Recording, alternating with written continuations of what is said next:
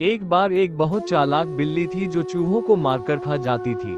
बिल्ली इतनी चौकस रहती थी कि चूहे दिखने पर झपट्टा मारकर अपने पंजों से एक साथ कई चूहों का शिकार कर देती थी। उससे डरकर धीरे धीरे चूहों ने बिलों से निकलना की कम कर दिया। बिल्ली को इस बात का एहसास हुआ, लेकिन वह कब तक इस तरह रहती। उसे तो खाने के लिए चूहे चाहिए थे। फिर उसने एक योजना बनाई।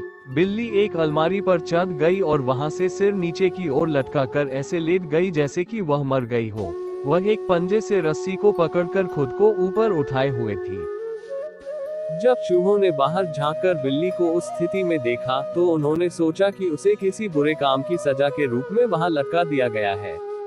उन्होंने पास जाकर उसे ध्यान से देखा और सूंघा कि क्या वह सचमुच मर चुकी है। लेकिन जब कोई हलचल नहीं हुई तो सभी चूहों ने मान लिया कि बिल्ली मर गई है और वे जश्न मनाने लगे।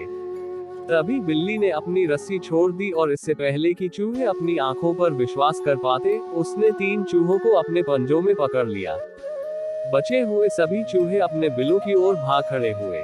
बिल्ली का काम हो गया था और उसने पकड़े हुए चूहों को खा डाला। इस तरह बिल्ली ने इस बार तो अपना पेट भर लिया, लेकिन चूहे अब और भी ज्यादा सतर्क हो गए। लेकिन इसके बाद अगले दिन से बिल्ली फिर भूखी थी। अब पेट भरने के लिए उसे दूसरी योजना बनानी थी। लेकिन चूहे अब बिल्कुल भी लापरवाही नहीं बरतना चाहते थे, इसलिए इस बार छोटी योजना से काम नहीं बनने वाला था। बिल्ली को एक तरकीब सूझी।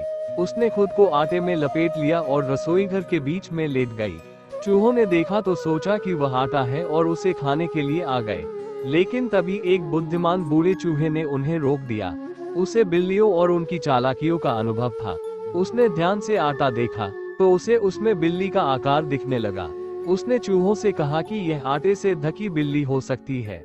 ऐसा सुनते ही चूहे फिर से अपने बिलों की ओर भाग गए और इस तरह बुद्धिमान बूढ़े चूहे ने उन सबकी जान बचा ली।